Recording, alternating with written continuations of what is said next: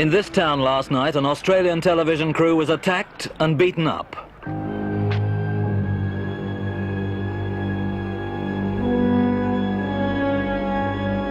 This is Broken Hill, New South Wales, a most unusual town.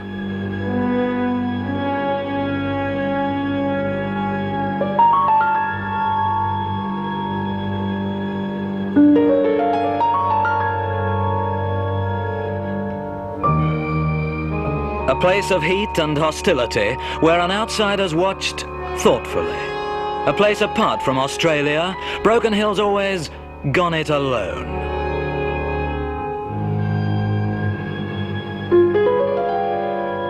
We're on our way to investigate the men who rule this remote city, isolated by wealth and geography.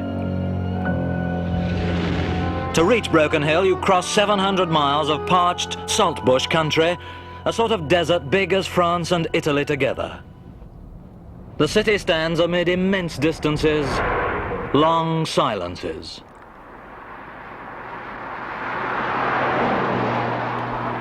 A strange, unwelcoming land.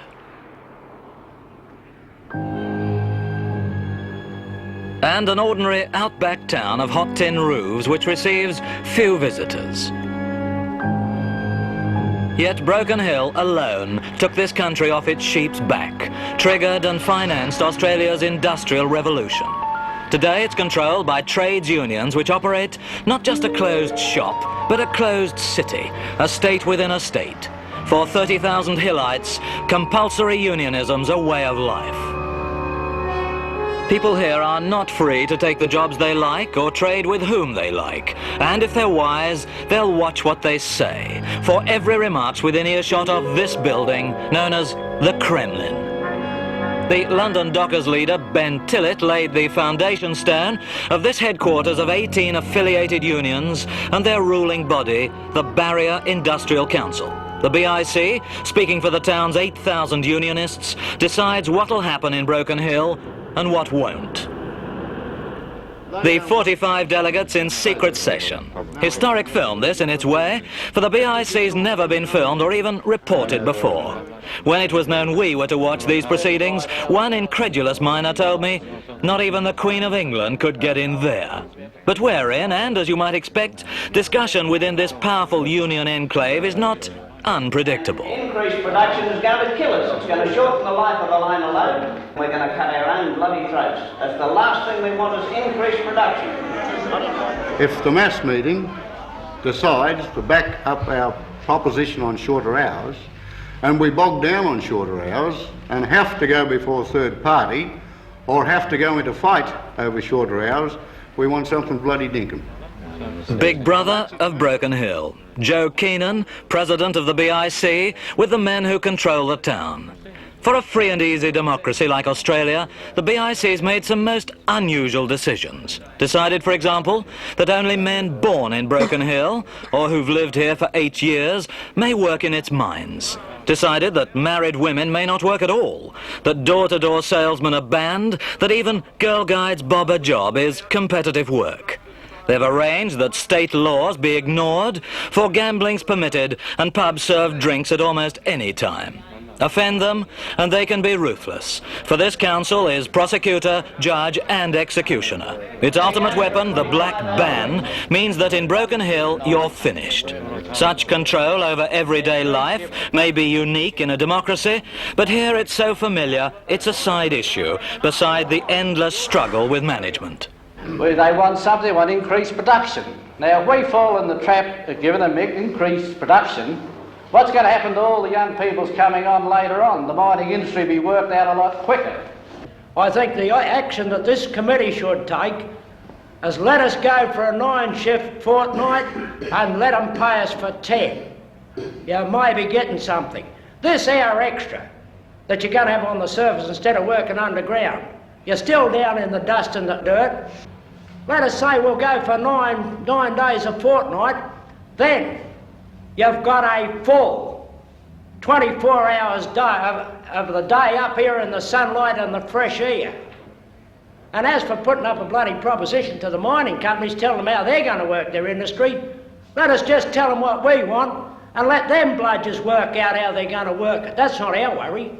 Let them scratch their bloody brains and get up off their backsides and work it out themselves. I don't think it's a job for us to work out. It's a job for them.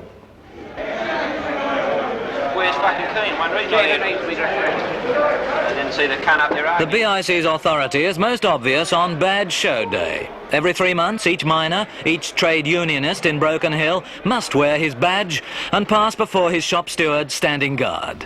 The first strike here in 1889 came only 6 years after the mines began to operate.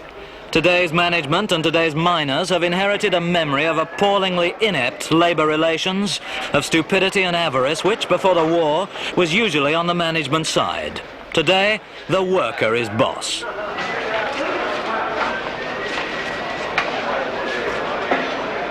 You'd expect solidarity down here for mining's dark and dangerous work. But on Badge Show Day, there's inescapable evidence of the way the BIC reaches out into the placid everyday life of Broken Hill to impose its will.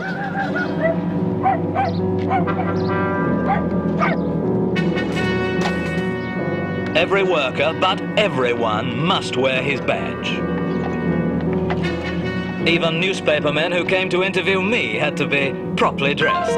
I have to wear a boot. All journalists here are members of the BIC, and we have to wear the badges. Yes. And abide by all the union rules. What would happen to you if you were not a unionist? Could you still be taking pictures?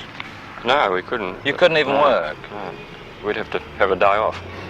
If we didn't wear a badge or didn't have a badge for the day, would be asked to leave. And the BIC would fine us a day's wages.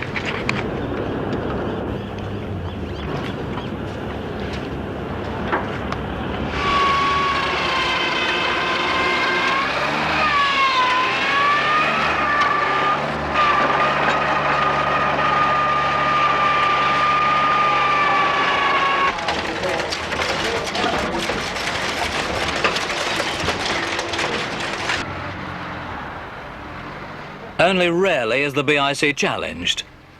One journalist, born and raised in Broken Hill, wrote critically of its absolute power and then found it wise to leave town. Bob Bottom now lives in Sydney, where there's no Badge Show Day. Now, if you don't wear a badge and you go to work, no one else will work with it. So either you go home, or if the boss says, oh, well, look, I don't give a damn if you wear a badge or not, you can stay. Well, if you stay, everyone else goes home. But so you go to work one day without a badge and you're sent home. But before you can go back the next day, you've got to get an OK from the union. This is an OK card. So in effect, what happens, until you do become financial and paid up. That's a paid up. Well, yes. you just don't work. And of course, they've got very strict rules on this, that you've got to wear your badge, as the union say, in a conspicuous place. Now, men have been sent home and they have fined the equivalent of a day's wages for pinning it one to the seat of his pants. And others have had their badge obscured by, say, their coat or something. Well, a union steward will come along and tell him to put it on a more conspicuous place. And one of the classic cases that occurred on this, the union rules are so strict that a man he'd been a unionist all his life, for about 32 years, I think it was. And the night before Badge Show Day, his home burnt down, so his badge, which he was to wear the next day, was destroyed. Now, that man had been a paid-up unionist, in fact, a union official at one time, and the union records clearly showed that he was financial. He had issued his badge, they had the badge number, but the rule applied. He couldn't work that day. He lost a day's pay. I notice you say in your book here that the Industrial Council, the Barry Industrial Council, uses its power in a sometimes ruthless fashion against organisations and individuals. Well, they certainly do. Any organisation or individual does anything that the unions don't like, they're likely to be hit with the boycott. It's the black ban. How many of these black bans have they imposed? Well, quite a number throughout the history. These are quite regular. For instance, if a shopkeeper doesn't do the right thing in their eyes, just declare the shop black. They've got their own local newspapers, so they just put an announcement in the paper, so-and-so store is black, which means that no one can shop there. Now, if a unionist decided to break the ban and shop there, he in turn would be black. So his neighbour who might be unionist wouldn't be able to speak to him, and the same old thing, that he wouldn't be able to get any service of any kind, and he eventually would be forced to leave the town. And in this way, the Barra Industrial Council has sort of set up a benevolent type of dictatorship where they can impose their will on the whole community. That old rabbit warren of a general store is said to contain stock worth about £25,000, and as you can see, it's busy enough. It's owned by Otto Holton. He's been in Broken Hill for 58 years. He's nearly 75 now. Some time ago, one of his girl assistants was consistently pleading sickness. She was much exceeding the statutory 14 days a year sick leave agreed by the union. On one of these so-called illnesses, Otto Holton found her downtown doing her own shopping, and obviously well enough. So he gave her a week's pay and he sacked her. But she, needless to say, was a member of the union, and the BIC demanded that she be reinstated. Otto Holton refused, so the BIC placed upon that general store their dreaded black ban.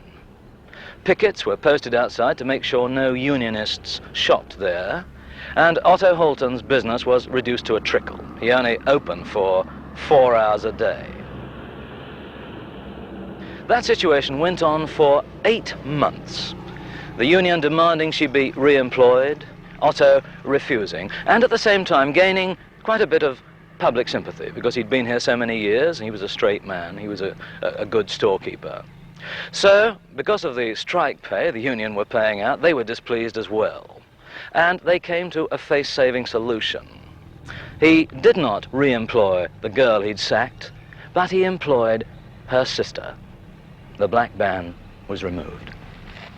They issue a directive to unionists that unionists will not buy, and unionists don't buy. Now, is this always 100% effective? Do they always win?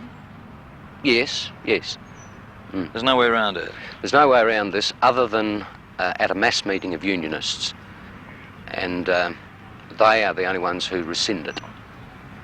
This seems curiously 1984 to me. Yes, I would have said 19th century rather than well, that too, 20th perhaps. century. Yes,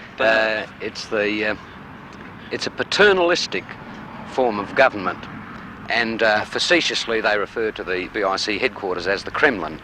Broken Hill has 2 newspapers, the Barrier Miner, first paper owned by Rupert Murdoch, and the Barrier Daily Truth, trade union paper and the world's first Labour daily newspaper. Every unionist must buy this one.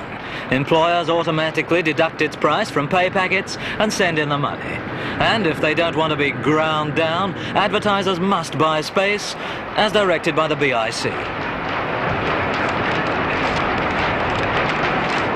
Everyone has to get it, of course, and even people who, for instance, a family where might have a father working on the mines with 4 sons working, they all have to pay for the paper, so to all intents and purposes they get 5 papers. Now, there are some New Australians at Broken Hill. Now, a lot of these can't read English, but they still have to get it, whether they can read it or not. Broken Hill's tourist officer has never seen the town he publicises. He's been blind for 40 years. Don't you burn yourself when you do that? Very rarely. Very rarely. I didn't get it anyhow properly. Well, do be careful. Every time I see you do that, it worries me. I can feel the flame.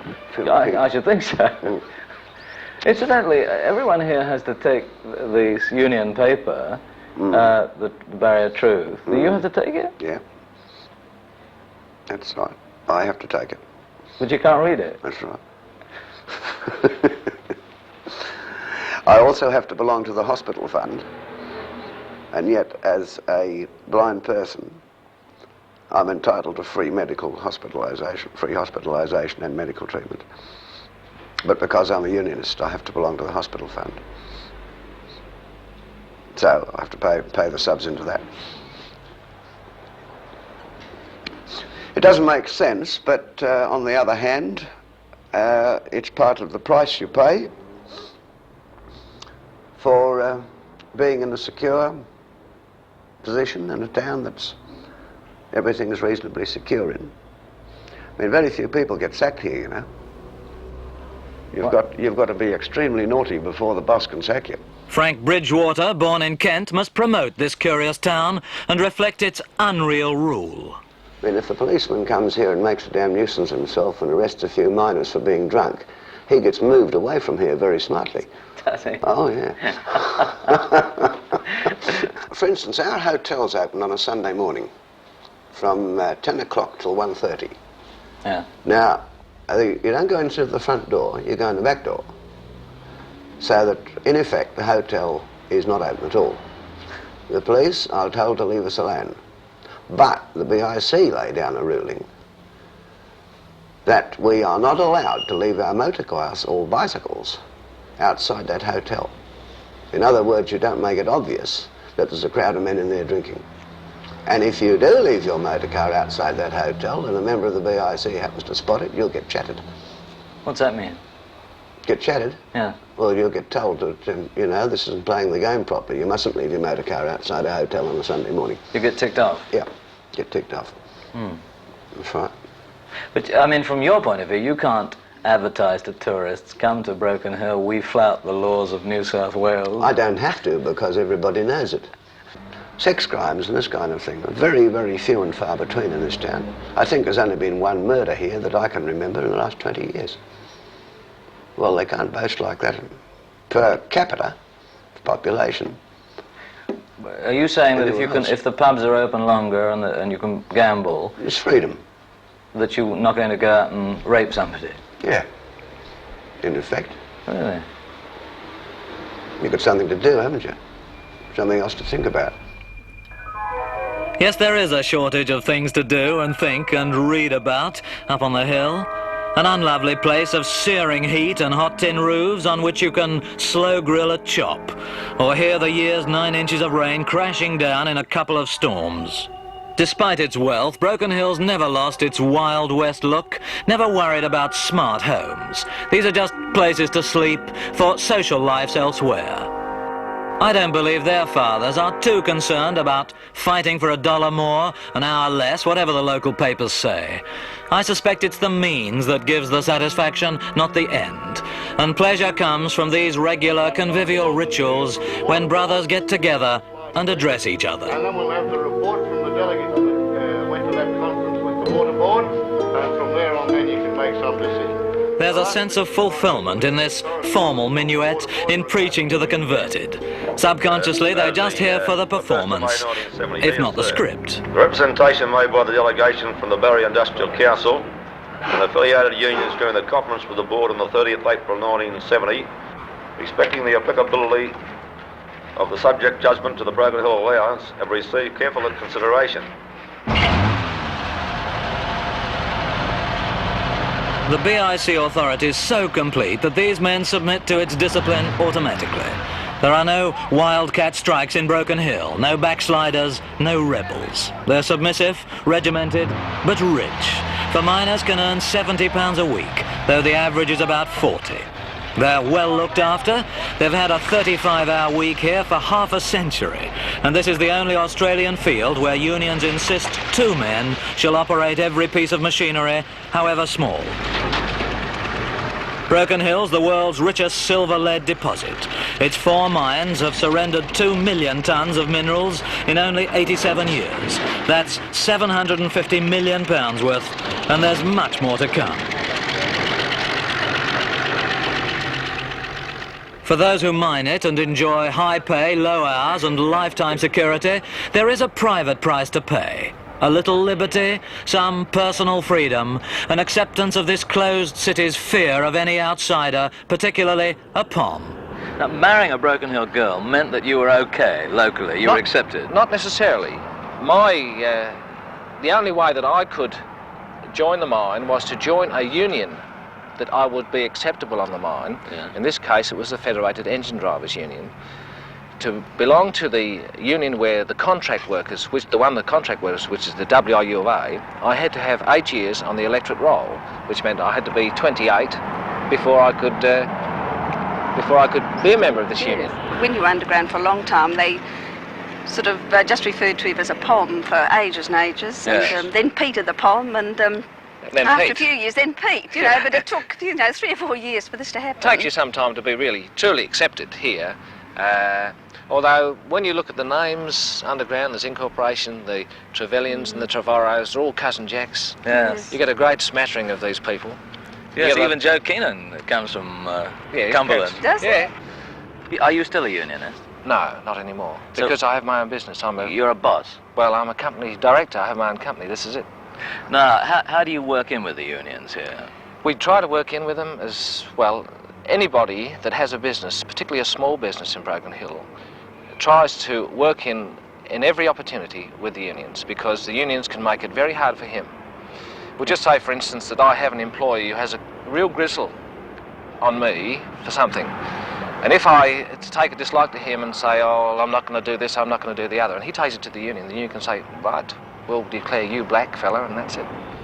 This painting hung in the lounge of the Royal Exchange Hotel here until its manager got chatted by the BIC. Big Brother, controlling the lives and destinies of little miners who are desperate, cowed and running, says the artist, a truck driver called Hoppy Hopgood, who's defied the BIC, but hasn't yet been run out of town.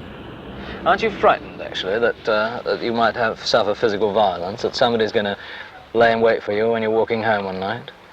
Well, if they did, I think, you see, there's a lot of, this has caused a lot of trouble right throughout Australia in newspapers and so forth, and I think if they did, I should have protection from one particular paper I won't mention, but I would have, because they promised me last time, when this pressure was on, that they'd get me out of town with my wife and family if it got too hot for me. And this particular man in this newspaper used to ring up Trunkline Corps from Sydney every day to find out if there's any violence going on. If you were all right. If I was all right. And they were prepared to get me out and fix me up with a job in Sydney if any time that the pressure got too hot. But it's no good running to a newspaper when you've already been bashed up. No, it's true, but no, I haven't. I've been threatened over the phone, but I get spoken to in the street sometimes, but I get the feeling that I'm pretty well hated by unionists. Now, what about this intelligence section, that they know what you're doing and who comes into town, and they know that I'm talking to you, presumably? Yeah. Oh, I suppose they will do. Yes, they've got a sort of an uncanny way of finding things out that unionists run. There's a lot of Gestapo work goes on in this town. If so-and-so is doing something, working Saturday afternoon without permission, they know. Do they? Yes, they'll know. But has anybody ever stood against the BIC and won? No, nobody. No, there's been a few had to get out of town and had to stand down.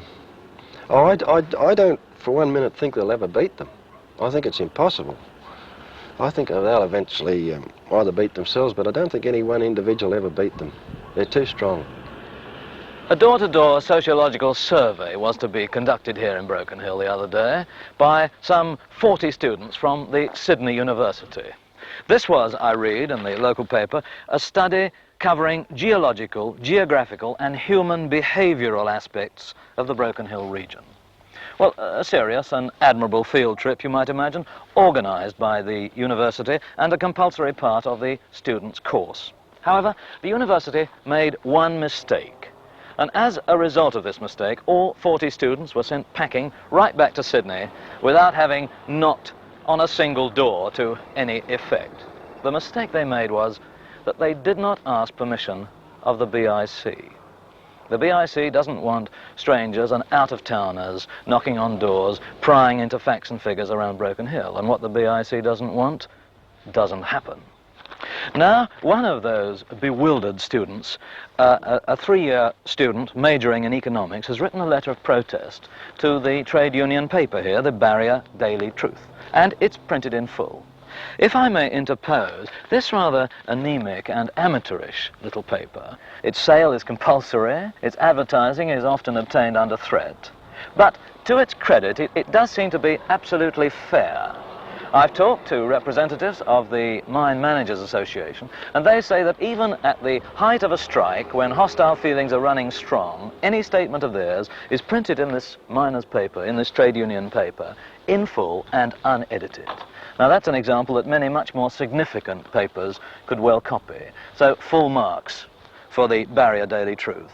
But back to this angry student, Mr. Morton. He writes, "The people in this city seem unable to think on their own. Students were asking citizens' assistance, not demanding it. The decision to answer was theirs and was purely voluntary. But most citizens always ring the BIC to find out if they can answer the door. Is this a free city in a democratic society, he asks? Or is it a communist type of society composed of brainwashed people who think the world ends outside Broken Hill, who have a little tin god who governs their whole being, thoughts, words and deeds? The BIC may be all-powerful here, but in the world as a whole, it is nothing." The implication, writes this student, that the sanction of the BIC or the unions is required before a survey may be conducted is, to my mind, sufficient proof of just how democratic and how free this city really is.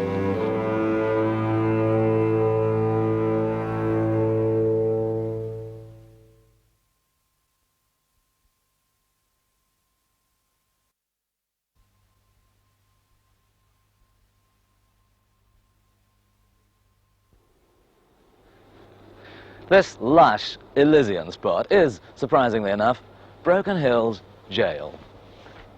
It's almost always empty, for there's no crime here. Broken Hill is like an island. It's surrounded by an endless ocean, by hundreds of miles of empty desert and scrub, which makes a criminal's getaway rather difficult. Also, strangers in town are noticed, noted, observed, sometimes reported on. There's been no serious crime here since 1938, and to symbolize that it's a city of purity, the judge, if he ever sits for some minor matter, wears a pair of white gloves. The whole gold reserves of Australia and the Netherlands were stored here during the war, and it's said that two trade unionists were discussing this in a pub.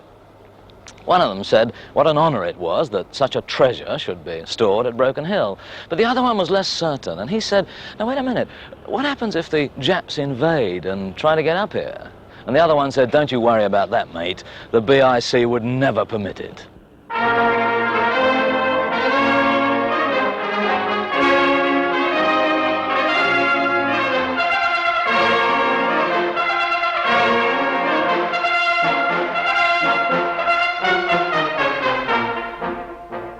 Few men complain about life in Broken Hill despite its heat and dust and isolation.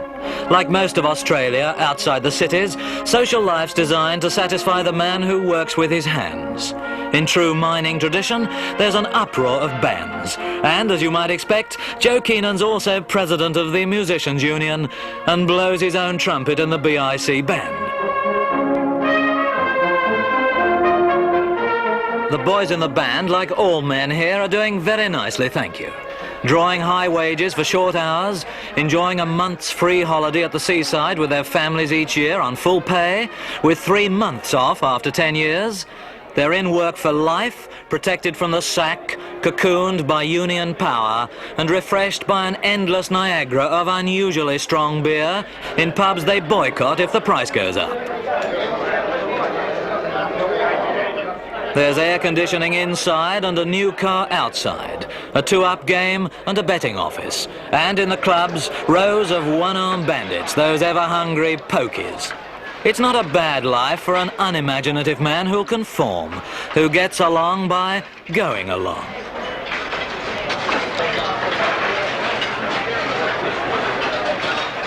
For women, it's another thing.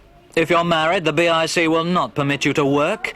Your husband's in the mine or the pub all day, and in neither place may you join him. So, like bored wives everywhere, they can only retreat into good works, say charitable bingo. Broken Hill's socially sterile, there's nothing to do. They're not short of money, just short of purpose. It's an affluent community, and when you combine early marriage with affluence, there is this frustrated creativity with girls who have been educated to a higher standard, have all the modern aids in the homes, and yet can't find their full meaning for life in their home and their family. They get bored. Yes, yes. In fact, the one picture that's often given to me with girls who are in this situation, the most common picture is, I feel like a bird in a cage. Really? Yes, gilded, that's the traditional. Yes. So you get 600 calls a year. Yes. What about this extremely high suicide rate here in Broken Hill? Are these mainly women? Yes, mainly women. Unfortunately, the greater majority of them would be in the 25 to 30 age range, years of age that is, and young married women with 2, 3 children who have been married for 7, 9 years. You see, what's very curious, I mean, a married woman can be bored, this happens all over the world, but she thinks of leaving home, she doesn't think of destroying herself. Why should they turn to suicide here? Yes, I think this is a difficult one in that to what extent is a person determined to destroy themselves, or to what extent is this a desperate, an extreme plea, somebody please notice me, somebody please help me in the situation in which I am. A cry for help. I'm not so sure that, in fact, I understand that suicide notes seem to have this paradox within them, that people talk as if they're going to be still living after the act is completed. People in Broken Hill, you know, young people get married a lot earlier than normal. And of course they do a lot of things a lot earlier. Partly because of the affluence. Their parents have got plenty of money, the mother gets a lot of money. See, even teenagers going to school, high school, they reach licensing age. This is to drive a car around about 17. Well, some of them are still at school now, and some of them drive some Mercedes-Benz. And when the normal lad out there doesn't expect to do much more than go to school and fulfil his obligation to go to school, and then get a job in the mines, which he doesn't have to have much education for anyway. But he only has to work 1 year in the mines, and he's got the best car that, you know, you could think of. Very, very few young lads out there, once they reach 17, haven't got a car. Broken Hill has more cars per head than any city in the Commonwealth, though they're not always a contribution to happiness.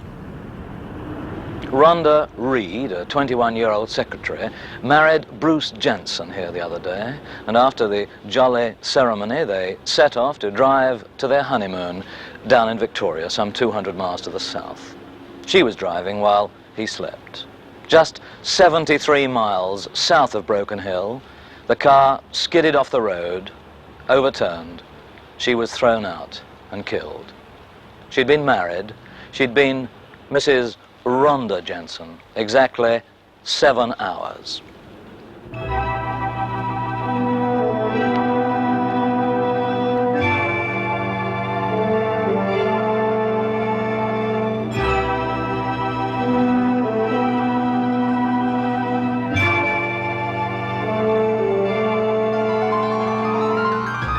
Broken Hill putting on the Ritz. The debutante's ball, first function in the new £500,000 civic centre.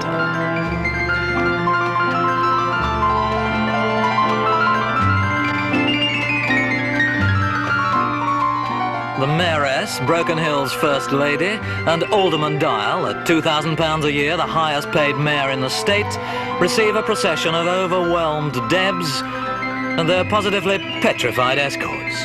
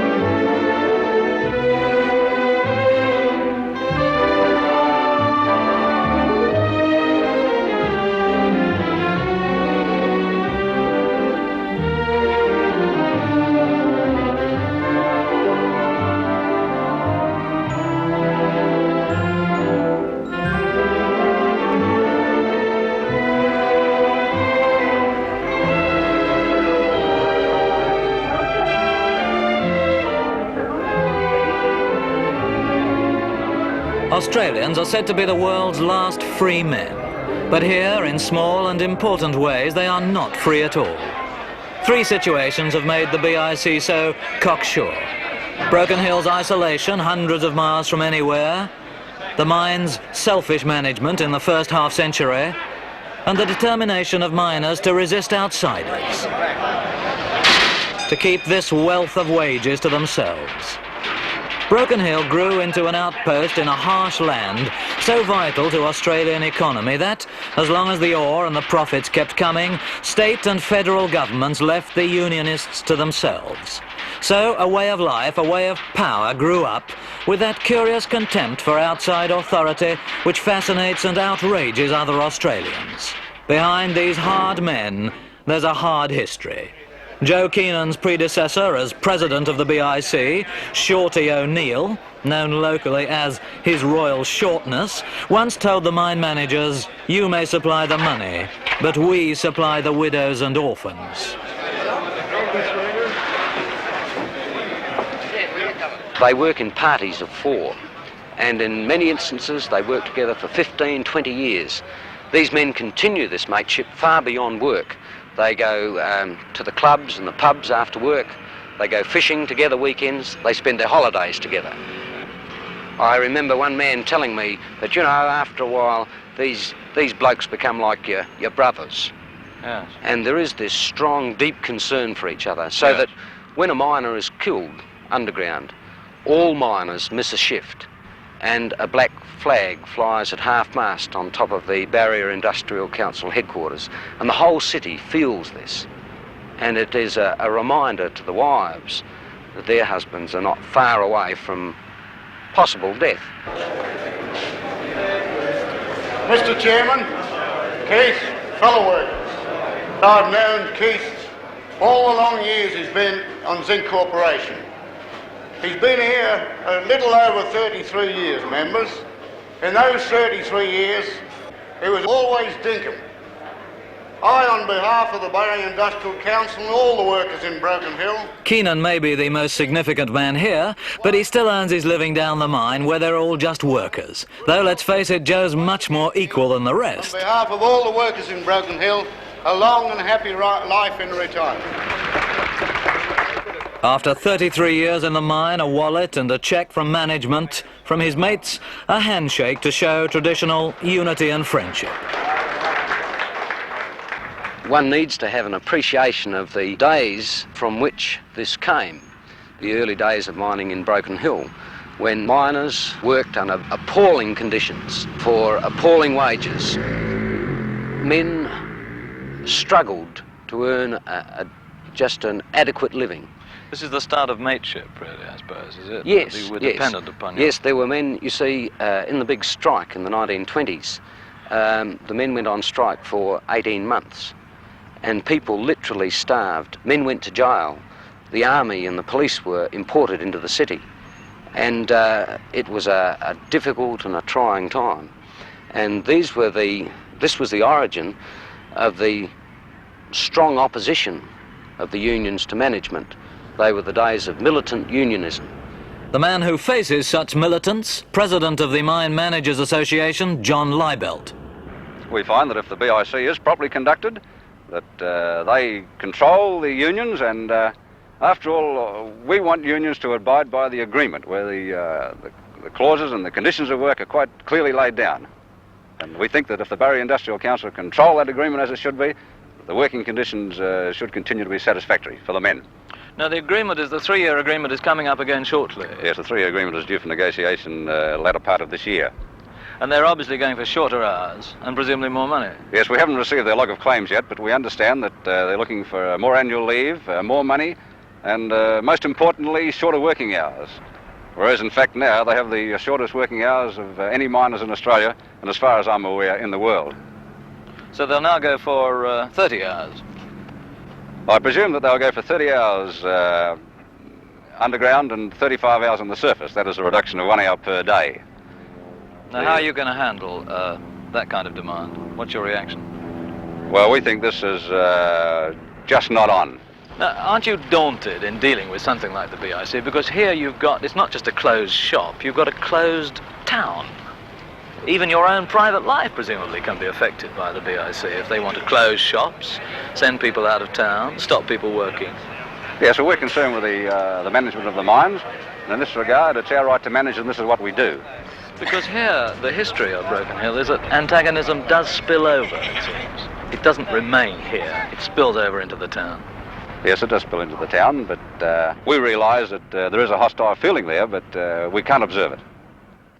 Who'd gone out of their way to help you over the Christmas period, were now caught up with an anomaly. And so Joe Keenan leads the BIC into another confrontation with management.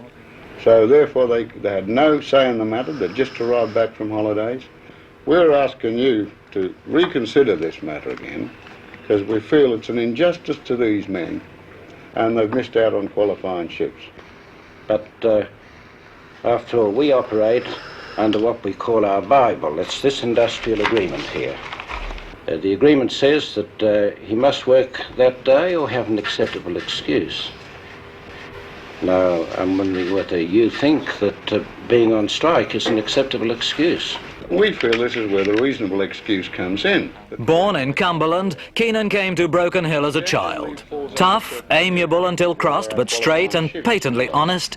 He's proud of his car, his agreeable wife, his 4 children. Keenan's been accused of running an independent principality with a Berlin Wall between Broken Hill and free Australia. But he doesn't see it that way at all. Here's another fact in regard to the industrial movement. We've put much money into this hospital, mainly in the building fund section of the hospital. That's the BIC? Yes. And we provide 1/5 of any building going up in this hospital.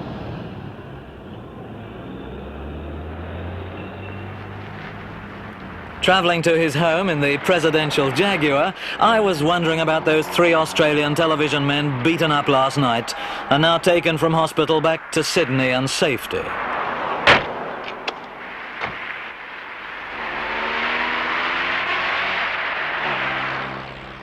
Joe Keenan's rarely interviewed, perhaps because no one's quite sure how he'll react to a straight question.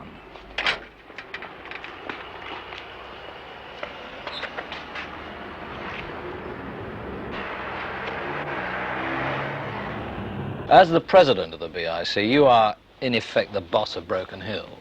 No, I am the leader, not the boss, the leader of the industrial movement. The boss is the people I represent. You could have fooled me, I must say. I see you as the boss.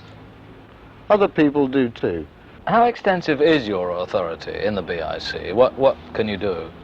Without being presumptuous, I would say that we can do almost anything in this town, but we do not control the police force of New South Wales.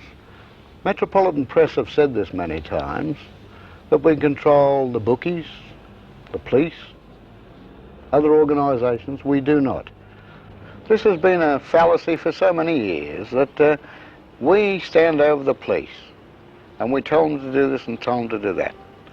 This is one of the most efficient police forces in the world in this city because it's so segregated.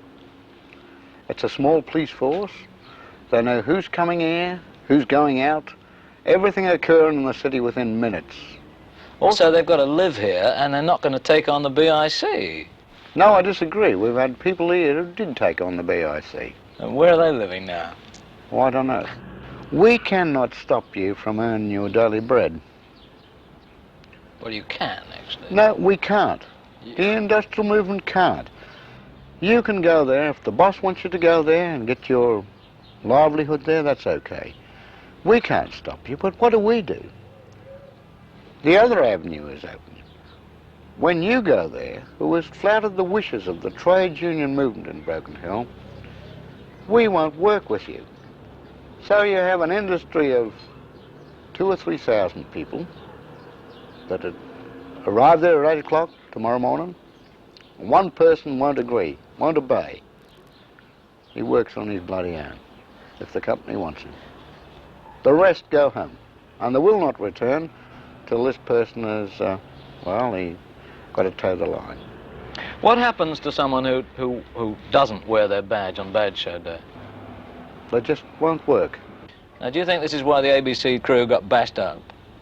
No, I don't know the ABC crew you mentioned, and they haven't approached us. But the bashing up, I disagree with this.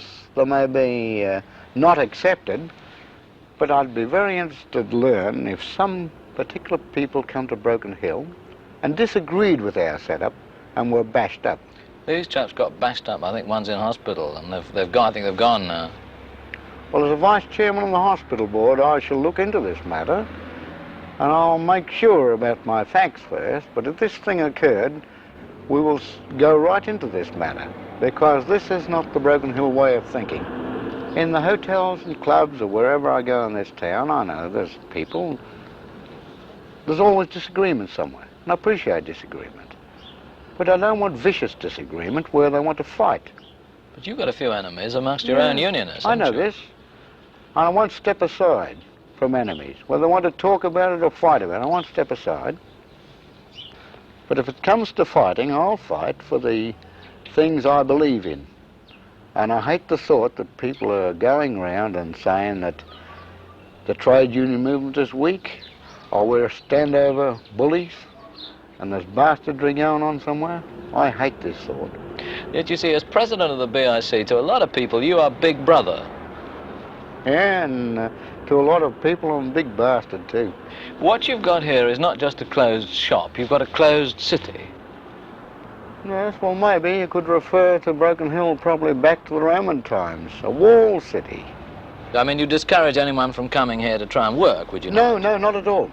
Well, I get the impression that as far as Broken Hill is concerned, it's not workers of the world unite, it's workers of the world keep out. No, totally different. No, but to get a worthwhile job here, you either have to be born here or live here for 8 years. No, certainly not. You say worthwhile job. You're talking about mining, this is a worthwhile job. But this is controlled by the WIUV, the Workers' Industrial Movement of Australia, who are affiliated with the Coal Federation of Australia. But in Broken Hill we have a local autonomy, and they say it's the rule on the books that you must have been born here, or at least have done 2 years schooling here, otherwise you won't get a job here. So go and unite somewhere else. No, but there's so many other organisations here. There's all the organisations affect big industry.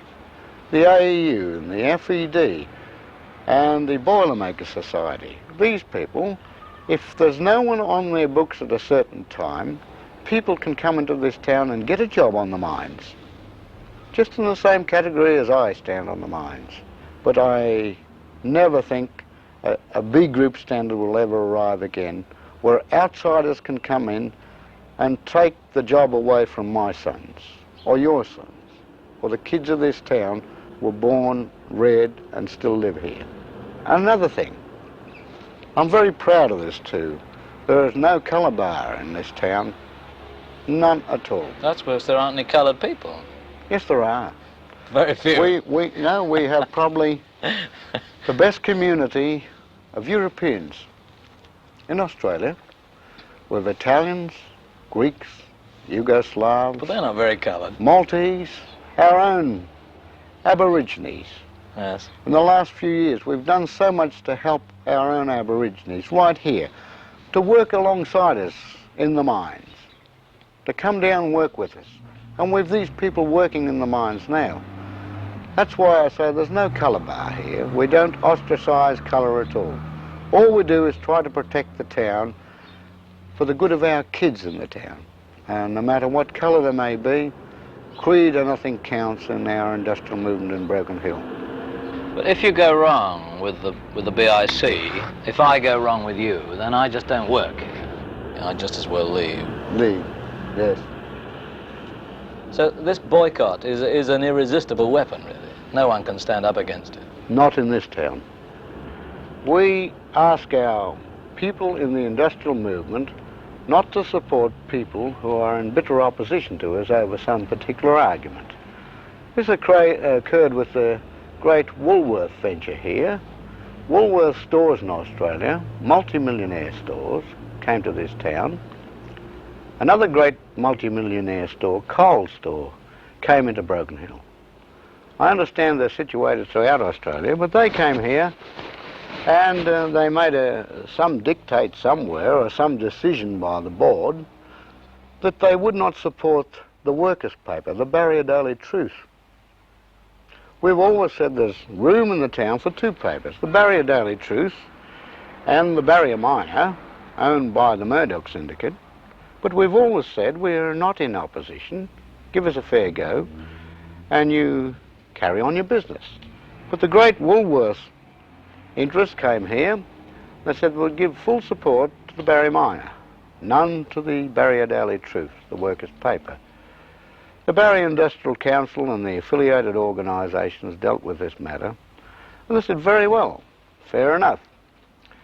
You don't deal with us, we don't deal with you. And suddenly in Broken Hill, the great Woolworths store was picketed, quietly, nothing offensive or anything, but it was picketed. And in a particular small period of days or weeks, they found that nobody was visiting their store. They were out of business in this town.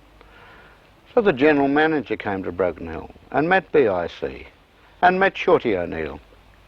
And in discussions, in conference and outside of conference, they realised that when you're in Rome, you do as the Romans do. If you're going to live in Broken Hill, you must do as the Romans do.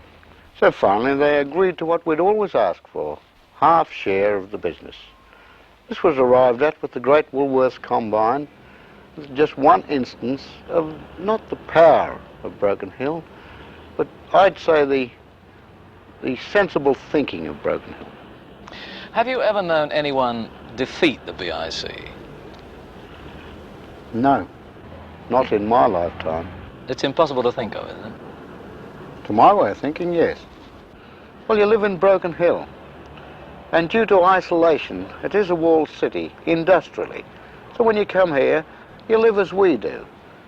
And if you fall by the wayside, we'll help you. If you oppose us, by Christ, you're out.